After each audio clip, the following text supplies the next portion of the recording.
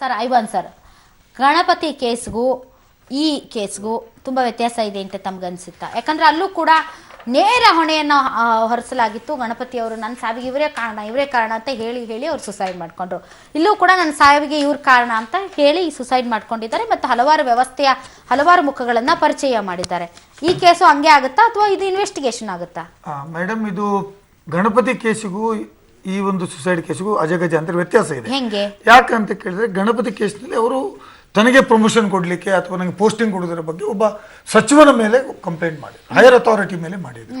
ಅದು ತಮ್ಮ ವೃತ್ತಿಗೆ ಸಂಬಂಧಪಟ್ಟ. ಇವರು ಅಷ್ಟೇ ಸಂಬಳ ಕೊಡ್ಲಿಲ್ಲ. ಆದ್ರೆ ಇಲ್ಲಿ ಇರುವಂತದ್ದು ನೀವೇ ಹೇಳಿದ್ರಿ, ಒಟ್ಟಿಗೆ ಕೂತ್ಕೊಂಡು ಗುಂಡು ಹೊಡೆಯುವ ಮಟ್ಟಿಗೆ ಅವ್ರು ಹೇಳ್ತಾರೆ.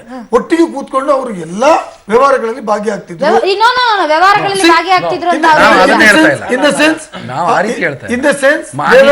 ಎಲ್ಲ ಮಾಹಿತಿ ಇತ್ತು, ಒಟ್ಟಿಗೆ ಇದ್ರು, ಒಟ್ಟಿಗೆ ಅವರ ವ್ಯವಹಾರ. ಈಗ ಇಲ್ಲಿ ನರೇಶನ್ ಏನು ಅವನು ದುಡ್ಡು ಮಾಡಿದ, ಇಷ್ಟು ದುಡ್ಡು ಬ್ಲಾಕ್ ಇದ್ದದ್ದು ವೈಟ್ ಮಾಡಿ ಕೊಟ್ಟ, ಇಷ್ಟು ಎಲೆಕ್ಷನ್ ನಿಂತುಕೊಳ್ಳಿಕ್ಕೆ 25 ಕೋಟಿ ರೂಪಾಯಿ ಡೀಲ್ ಮಾಡಿಕೊಂಡ. ಇಲ್ಲಿ ಏನ್ ಬರೀತಾರೆ,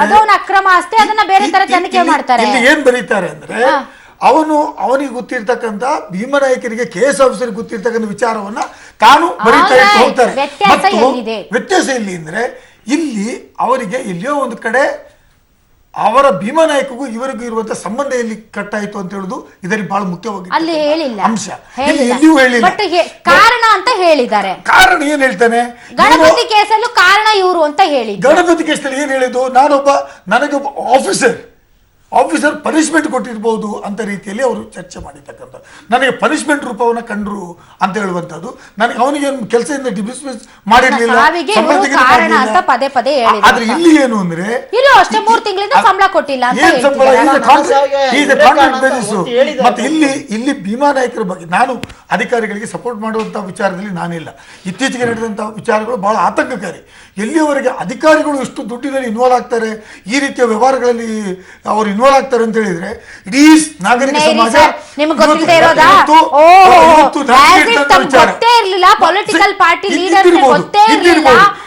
ಅಧಿಕಾರಿಗಳು ಎಷ್ಟು ಹಣ ಮಾಡ್ತಾರೆ, ಹೇಗೆ ಹಣ ಮಾಡ್ತಾರೆ ಅಂತ ಗೊತ್ತೇ ಇಲ್ಲ. ಯಾರೋ ಚಿಕ್ಕರಾಯಪ್ಪ, ಯಾರೋ ಜಯಚಂದ್ರ, ಯಾರೋ ಭೀಮನಾಯಕ ತಕ್ಷಣ ಓ ಅಂತ ನೀವು ಬಾಯಿ ತಕೊಂಡು ಹೇಳೋದು ಬಂದಿರ್ತಕ್ಕಂಥ ಅದು ಬೆಳಕಿಗೆ ತಮಗೆ ಗೊತ್ತೇ ಇರಲಿಲ್ಲ. Madam, don't compare with the politicians and the officials. I'm not comparing. Politicians are different. I'm not officials are different. ನಾನು ಕಂಪೇರ್ ಮಾಡ್ತಾ ಇಲ್ಲ. ನಾನು ಹೇಳ್ತಿರೋದು ಇಷ್ಟು ಕೋಟಿ ರೂಪಾಯಿ ಅಧಿಕಾರಿ ವರ್ಗದಲ್ಲಿ ಭ್ರಷ್ಟಾಚಾರ ಇದೆ, ಅಧಿಕಾರಿ ವರ್ಗದಲ್ಲಿ ಭ್ರಷ್ಟಾಚಾರ ಇದೆ ಅನ್ನೋದು ತಮ್ಗೆ ಗೊತ್ತೇ ಇರ್ಲಿಲ್ವಾ? ಈಗ ಇವನ ಜೀವ ಹೋಗ್ಲಿಕ್ಕೆ ಕಾರಣ ಒಬ್ಬ ಅಧಿಕಾರಿ ಅಷ್ಟು ದುಡ್ಡನ್ನ ಸಂಪಾದನೆ ಮಾಡ್ತಾನೆ, ಬ್ಲ್ಯಾಕ್ ಇದನ್ನು ವೈಟ್ ಮಾಡಿ ಕೊಡ್ತಾನೆ ಅಂತ. ಆದ್ರೆ ಬಹುಶಃ ನಾಗರಿಕ ಸಮಾಜ ಇವತ್ತು ನಾಚಿಕೆ. ಇವತ್ತು ಏನ್ ರಾಜಕಾರಣಿಗಳ, ಇವರಿಗೆ ಸರ್ಕಾರ ಸಂಬಳ ಕೊಡಲ್ವಾ, ಇವರಿಗೆ ಬೇಕಾದ ವ್ಯವಸ್ಥೆ ಮಾಡೋದಿಲ್ವಾ, ಲೈಫ್ ಸೆಕ್ಯೂರಿಟಿ ಇಲ್ವಾ, ಯಾವುದಕ್ಕೆ ಅವಶ್ಯಕತೆ ಇದೆ? ಯಾವುದಕ್ಕೆ ಅವಶ್ಯಕತೆ? ರಾಜಕಾರಣಕ್ಕೂ ನೀವು ಬೇರೆ ಆಂಗಲ್ ಅಲ್ಲಿ ಆದ್ರೆ ಇವತ್ತು ಏನು ಇವರು ಇಲಾಖೆಯ ಆಪ್ತ ಕಾರ್ಯದರ್ಶಿ ಹತ್ರ ಹೋಗಿದ್ರು. ನಾನು ಒಂದು ಮಾತು ಹೇಳ್ತೇನೆ, ಇಲಾಖೆ ಆಪ್ತ ಕಾರ್ಯದರ್ಶಿ ಹತ್ರ ಹೋಗಿದ್ರು. ಒಂದು ಮಾತು ಹೇಳ್ತೇನೆ ಮೇಡಮ್, ಇವತ್ತು ಇಂಥ ಘಟನೆಗಳ ಬಗ್ಗೆ ಸರಿಯಾದ ತನಿಖೆ ಆಗಬೇಕು. ಹೇಗೆ ನಾಗರಾಜ್ ಅವರು 306 abetment of commit suicide is one material, but ಇದರಲ್ಲಿ ಅನೇಕ ಆಂಗಲ್ಗಳನ್ನು ನೋಡಬೇಕು. ಎಲ್ಲಿಂದ ದುಡ್ತಾರೆ, ಜನಾರ್ದನ್ ರೆಡ್ಡಿ ಹೆಸರನ್ನ ತೆಗಿತಾರೆ. ದೊಡ್ಡ ಮದುವೆಗಳಾದ ನಾವು ಹಿಂದೆ ಹೇಳ್ತಾ ಇತ್ತು, ಈ ದುಡ್ಡಿಗೆಲ್ಲ ಎಲ್ಲಿಯೋ ಒಂದು ಕಡೆ ಅನ್ಅಕೌಂಟೇಬಲ್ ಮನಿ ಇದೆ ಇದರಲ್ಲಿ ಅಂತ. ಅವನು ಹೇಳ್ತಾನೆ 100 ಕೋಟಿಗೆ ನಾನು ಎಕ್ಸ್ಚೇಂಜ್ ಮಾಡಿಕೊಟ್ಟೆ, 20% ಲಾಭ ಇಟ್ಕೊಂಡೆ ಅಂತ ಹೇಳುವಂತ ಮಟ್ಟಕ್ಕೆ ಬರುವುದಾಗಿದ್ರೆ madam, this has to be ಮಾಡಲೇಬೇಕಾಗ್ತದೆ. ಇದರ ಬಗ್ಗೆ ತನಿಖೆ ಆಗಬೇಕು ಅಂತ ನನ್ನ ಒತ್ತಡ ಇದೆ. ನಾನು ರಮೇಶ್ ಗೌಡ, ಯಾರು ಕಾರ್ ಚಾಲಕ ಇದ್ರು, ಭೂ ಸ್ವಾಧೀನಾಧಿಕಾರಿ ಭೀಮರ್ ನಾಯಕ್ ಅವರ ಡ್ರೈವರು, ಅವರ ಡೆತ್ ನೋಟ್ನ 11 ಪೇಜನ್ನು ಕೂಡ ಸುದೀರ್ಘವಾಗಿ ಓದಿದ್ದೀನಿ. ಇದರಲ್ಲಿ ನನಗೆ ಮೇಲ್ನೋಟ ಕಂಡು ಬರ್ತಾ ಇರ್ತದೆ ಏನಂದ್ರೆ, ಚಿಕ್ಕರಾಯಪ್ಪ ಮತ್ತು ಜಯಚಂದ್ರ ಮಾದರಿಯ ಇವರು ಕೂಡ ಒಂದು ಕಲೆಕ್ಷನ್ ಏಜೆಂಟ್ ಅಥವಾ ನೋಟ್ ಬದಲಾಯಿಸ್ತಕ್ಕಂಥ ದಳ್ಳಾಳಿಯಾಗಿ ಕಂಡು ಬರ್ತಾ ಇದ್ದಾರೆ. ಯಾರು ಭೀಮಾನಾಯಕ್ ಅವರ ಆಪ್ತರಾಗಿ ಜೊತೆಯಲ್ಲಿ ಕುತ್ಕೊಂಡು ಮದ್ಯಪಾನ ಮಾಡತಕ್ಕಂಥ ಕ್ಲೋಸ್ ಇದ್ದಂಥ ಡ್ರೈವರ್ ಅಂತಂದ್ರೆ ಈಗ ದೊಡ್ಡ ಅಧಿಕಾರಿಗಳು, ಅದರಲ್ಲೂ ವಿಶೇಷವಾಗಿ ಭ್ರಷ್ಟರು, ತಮ್ಮ ಪಕ್ಕದಲ್ಲಿ ತಮಗೆ ವಿಶ್ವಾಸ ಇಲ್ಲದೆ ಇರ್ತಕ್ಕಂಥ ಯಾರನ್ನೂ ಕೂರಿಸ್ಕೊಳಕ್ಕಾಗಲ್ಲ. ಯಾಕಂದ್ರೆ ಅವ್ರು ಟ್ರಾವೆಲ್ ಮಾಡ್ತಾ ಕೂಡ ಮಾತಾಡೋದೆಲ್ಲ ಕೇಳಿಸುತ್ತೆ. ಇರಲಿ, ಅವರು ಉಲ್ಲೇಖ ಮಾಡಿರ್ತಕ್ಕಂಥದ್ದು ಏನಂದ್ರೆ, ಬಿಜೆಪಿಯ ದೊಡ್ಡ ದೊಡ್ಡ ನಾಯಕರು ಯಾರು ಜನಾರ್ದನ್ ರೆಡ್ಡಿ ಇರ್ಬೋದು, ಶ್ರೀರಾಮುಲು ಇರ್ಬೋದು, ನೇರವಾಗಿ ಉಲ್ಲೇಖ ಮಾಡಿದ್ದಾರೆ. ಇಂಥ ಹೋಟೆಲಲ್ಲಿ 2 ಖಾಸಗಿ ಹೋಟೆಲ್ಗಳಲ್ಲಿ ಇಂಥ ತಾರೀಕು ಇಂಥ ನಂಬರ್ ಕಾರಲ್ಲಿ ನಾನು ಹೋಗಿ ಭೇಟಿಯಾಗಿದ್ದೆ, ಅಂದರೆ ನಮ್ಮ ಅಧಿಕಾರಿ ಜೊತೆಯಲ್ಲಿ ಹೋಗಿ ಭೇಟಿಯಾಗಿದ್ವಿ. ಈ ಮದುವೆ ಜನಾರ್ದನ್ ರೆಡ್ಡಿ ಅವರ ಮಗಳ ಮದುವೆ ಸಂದರ್ಭದಲ್ಲಿ 25 ಕೋಟಿ ರೂಪಾಯಿಯನ್ನ ಬದಲಾಯಿಸಿದ್ದಾರೆ. ಈಗ 100 ಕೋಟಿ ಅಂತ ಏನ್ ಹೇಳ್ತಾ ಇದ್ದಾರೆ, ಒಟ್ಟು ಮೊತ್ತ 100 ಕೋಟಿ ರೂಪಾಯಿಯನ್ನ 20% ಕಮಿಷನ್ಗೆ ಭೀಮಾ ನಾಯಕ್ ಅವರು ಒಟ್ಟಾರೆ ಬದಲಾಯಿಸಿರೋದು ನನಗೆ ಗೊತ್ತಿರ್ತಕ್ಕಂಥ ವಿಷಯ ಅನ್ನೋದನ್ನ ಉಲ್ಲೇಖ ಮಾಡಿದರೆ, ಅದರ ಜೊತೆಲಿ ಎಲ್ಲೆಲ್ಲ ಅಕ್ರಮ ಗಳಿಕೆ ಮಾಡಿದ್ದಾರೆ, ಅಕ್ರಮ ಆಸ್ತಿಗಳನ್ನ ಎಲ್ಲೆಲ್ಲ ಮಾಡಿದ್ದಾರೆ ಅನ್ನೋದನ್ನು ಒಂದಷ್ಟು ಉಲ್ಲೇಖ ಮಾಡಿದ್ದಾರೆ. ಹೌದು, ಅದರ ಬಗ್ಗೆ ಇವತ್ತು ಸುದೀರ್ಘವಾದ ತನಿಖೆ ಆಗಬೇಕು. ಇವ್ರು ಹೇಳ್ತಾ ಇರೋ ರೀತಿಯಲ್ಲಿ ಆ ಖಾಸಗಿ ಹೋಟೆಲ್ಗಳಲ್ಲಿ ಕಾರಲ್ಲಿ ಹೋಗಿ ಭೇಟಿ ಆದಂತವ್ರು ಯಾರು ಆ ತಾರೀಕಲ್ಲಿ ಸರಿಯಾದ ಇನ್ವೆಸ್ಟಿಗೇಷನ್ ಆದ್ರೆ ಫುಟೇಜ್ಗಳು, CCTV ಫುಟೇಜ್ಗಳು ಅಂತೂ ಸಿಗುತ್ತೆ, ಅಲ್ಲೂ ಸಿಗುತ್ತೆ. ಅದರ ಜೊತೆಯಲ್ಲಿ ಕಾರು ಚಾಲಕನ ಮೊಬೈಲ್ ನಂಬರ್ ಮತ್ತೆ ಈ ಭೀಮಾ ನಾಯಕ್ ಅವರ ಮೊಬೈಲ್ ನಂಬರ್ನ ಯಾರ್ಯಾರ ಜೊತೆಯಲ್ಲಿ ಸಂಪರ್ಕದಲ್ಲಿದ್ರು, ಏನ್ ಮಾಡ್ತಾ ಇದ್ರು ಅನ್ನೋದ್ರ ಮೇಲೆ ಒಂದು ತನಿಖೆ. ಈಗ ನೋಡಿ ಚಿಕ್ಕರಾಯಪ್ಪ ಮತ್ತೆ ನಾಗರಾಜ್ ಸರ್, ಈಗ ಯಾರೋ ಒಬ್ಬ ನ್ಯಾಯಾಧೀಶರನ್ನ ಭೇಟಿ ಆಗಕ್ಕೆ ಹೋದ್ರು, ಪ್ರಕರಣವನ್ನು ಮುಚ್ಚಾಕಕ್ಕೆ ಕಂದಾಯ ಇಲಾಖೆ ಆಪ್ತರ ಕಾರ್ಯದರ್ಶಿಗೆ 25 ಲಕ್ಷ ರೂಪಾಯಿ ಕೊಟ್ಟರು, ಈ ಥರದ್ದೆಲ್ಲ ಹೇಳಿದಾರಲ್ಲ. ಈಗ ಸರ್ಕಾರ ಕೂಡ ಯಾರ ಆಪ್ತ ಕಾರ್ಯದರ್ಶಿ ಅವ್ರಿಗೂ ಒಂದು ಜವಾಬ್ದಾರಿ ಇದೆ ಅಲ್ವಾ ಸರ್? ಯಾರವರು ಇಂಥ ಕಪ್ಪು ಕುಳಗಳು ಇರಬಾರ್ದು, ಈ ರೀತಿ ದುಡ್ಡು ತಗೊಂಡು ಎಲ್ಲ ಕೇಸ್ಗಳನ್ನ ಮುಚ್ಚಾಕೋ ಅಧಿಕಾರಿಗಳು ಇದ್ದಾರೆ ಅಂದ್ರೆ ಅವ್ರನ್ನ ಕಿತ್ತು ಹಾಕ್ಬೇಕಾ ಬೇಡವಾ ಸರ್ ಇನ್ವೆಸ್ಟಿಗೇಷನ್ ಮಾಡಿಸಿ? ನೋಡಿ, ಮೂಲತಃ ನಾಯಕಿಗೆ ಇದೆಲ್ಲ ಬಹಳಷ್ಟು ಅಲಿಗೇಷನ್ಸ್ ನಾಯಕರ ಮೇಲೆನೇ ಇದೆ. ಅಂಡ್ ಇಟ್ ರಿವಾಲ್ವ್ಸ್ ರೌಂಡ್ ನಾಯಕರ ಸುತ್ತಮುತ್ತ ಏನೆಲ್ಲ ಇವಾಗ ಈ ಒಂದು ಮಾಹಿತಿಯನ್ನು ಕೊಟ್ಟಿದ್ದಾರೆ ಅಷ್ಟೂ ಒಂದು PS ಮೇಲೆ ಅಷ್ಟೇ ಅಲ್ಲ, ಅಷ್ಟು ಜನರ ಮೇಲೆ ತರೋ ಇನ್ವೆಸ್ಟಿಗೇಷನ್ ಆಗಬೇಕು. ಅದು ಲೋಕಲ್ ಪೊಲೀಸಿಂದ ಸಾಧ್ಯ ಇಲ್ಲ, ಯಾಕೆಂದರೆ ಅವ್ರ ರಿಸೋರ್ಸಸ್ ಕಡಿಮೆ ಇರುತ್ತೆ ಮತ್ತು ಅವ್ರಿಗೆ ಅಧಿಕಾರ ಕೂಡ ಇಲ್ಲ. ಇದರಿಂದ ಆ ಆಸ್ಪೆಕ್ಟನ್ನು ಇವರು ಪ್ರತ್ಯೇಕವಾಗಿ ACBಗೆ ಬರೆದು ಒಂದು ಇನ್ವೆಸ್ಟಿಗೇಷನ್ ಮುಂದುವರಿಸಿ ಆ ಆಸ್ಪೆಕ್ಟ್ ಮೇಲೆ ಅಂತ ಹೇಳಬೇಕು. 306 ಇವರು ಮುಂದುವರಿಸಬೇಕು. 306 ಅಂದರೆ abetment to commit suicide case ಏನಿದೆ ಅಷ್ಟನ್ನು ಇವರು ಮುಂದುವರಿಸಬೇಕು. ಇದು ಮಾಡುವಾಗ ಇವರು ಸಾವಿಗೆ ಕಾರಣ ಏನಿರ್ಬೋದು ಅಂತ ತಗೊಂಡಾಗ ಈ ಒಂದು ಎಲ್ಲ ಸಂದರ್ಭಗಳು ಕಾರಣ ಇರ್ಬೋದು, ಆದರೆ ಎಲ್ಲ ಸಂದರ್ಭಗಳಲ್ಲೂ ಎಲ್ಲರೂ ಕಾರಣ ಇರಲಿಕ್ಕಿಲ್ಲ. ಮೊಹಮ್ಮದ್ ಮತ್ತು ನಾಯಕ್ ಅಷ್ಟೇ ಕಾರಣ ಅಂತ ಇವರು ಸ್ಪೆಸಿಫಿಕ್ ಆಗಿ ಹೇಳೋದ್ರಿಂದ ಇವರಿಬ್ಬರೇ ಯಾಕೆ ಕಾರಣ, ಇವರಿಬ್ಬರ ಮೇಲೆ ಯಾಕೆ ಬರೆದಿಟ್ಟಿದ್ದಾನೆ? ಯಾಕೆ ಸುಮ್ಮನೆ ಬರೀಲಿಕ್ಕೆ ಆಗಲ್ಲ, ಬರೆದಿಟ್ಟಿರೋದು ಇದು. ಈ ಬರಿಬೇಕಾದ್ರೆ ಹಾಗಾದರೆ ಏನು? ಈಗ ಇದರಲ್ಲಿ ಇವತ್ತಿನ ಒಂದು ವರ್ತಮಾನ ಕಾಲದಲ್ಲಿ ಏನಿದೆ, ಎಸ್ಪೆಷಲಿ ಸೈನ್ಸ್ ಮತ್ತು ಟೆಕ್ನಾಲಜಿಕಲ್ ಎವಿಡೆನ್ಸು ಬಹಳನೇ ಸೂಕ್ತ ಮತ್ತು ಅಡ್ಮಿಸಿಬಲ್ ಕೂಡ. ಈಗ ಕೇಸು ದಾಖಲಾಗಿದೆ, ಕೂಡಲೇ ಇದನ್ನೆಲ್ಲ ತನಿಖೆ ಮಾಡಬೇಕಿತ್ತು. ಅವರನ್ನ ಕಸ್ಟೋಡಿಯಲ್ ಇಂಟ್ರಾಗೇಷನ್ ಮಾಡಬೇಕಿತ್ತು. ಆಗ ಇಮ್ಮಿಡಿಯೇಟ್ ಆಗಿ ಏನು ಹೊರಗಡೆ ಬರ್ತಾ ಇತ್ತು ಅದರ ಮೇಲೆ ಇವರು ಈಗ ಅವರಿಗೆ ಅಪನಂಬಿಕೆ ಬರ್ತಾ ಇರೋದು ಇಷ್ಟೇ.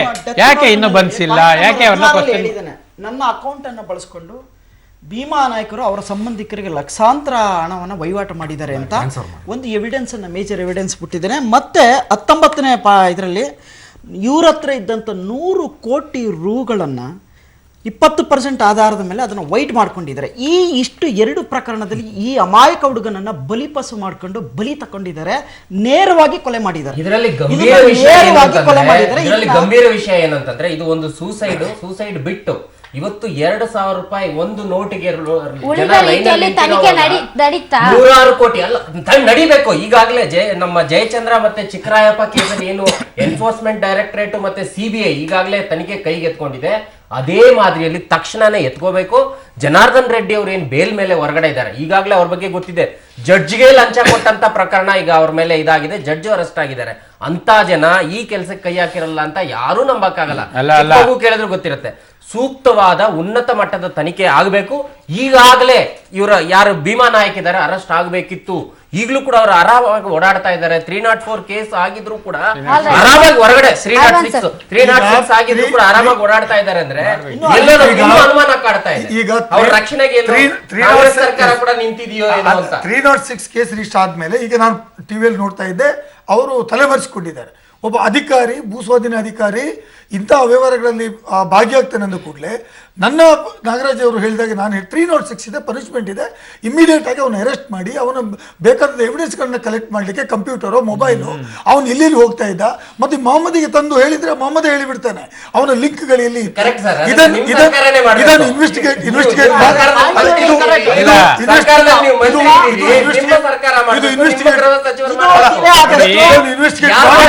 ಆರೋಪಿ ಇದು investigate ಮಾಡಿದ್ರೆ ನೋಡಿ.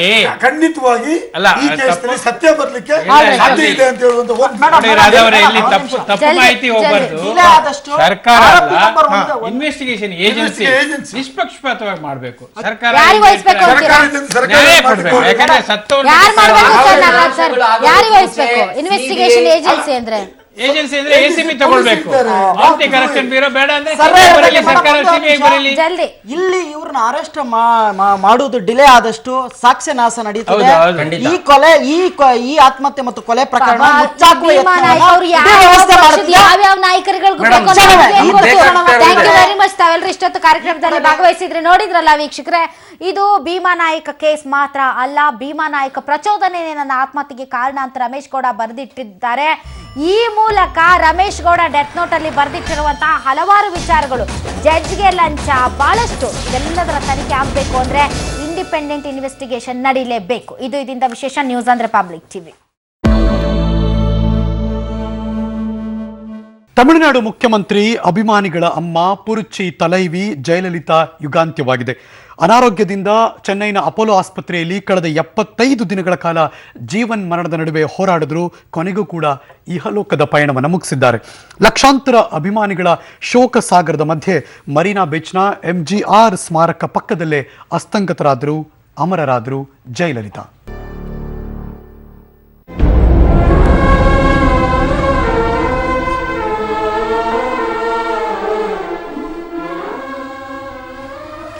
ಅಮ್ಮನ ಅಂತಿಮ ದರ್ಶನಕ್ಕೆ ಪ್ರಧಾನಿ ನರೇಂದ್ರ ಮೋದಿ ಅವರು ಆಗಮಿಸಿದ್ದಾರೆ. ತಮಿಳುನಾಡು ಅಮ್ಮ ಜಯಲಲಿತಾ ವಿಧಿವಶರಾಗಿದ್ದು ನಿನ್ನೆ 11:30 ಸಂದರ್ಭದಲ್ಲಿ ರಾತ್ರಿ ಈ ಒಂದು ಸುದ್ದಿ ಪ್ರಕಟಗೊಳ್ತು. ಅಪೋಲೋ ಆಸ್ಪತ್ರೆಯಲ್ಲಿ ಅವರು ಕೊನೆಯುಸಿರನ್ನ ಎಳೆದಿದ್ದಾರೆ ಅಂತ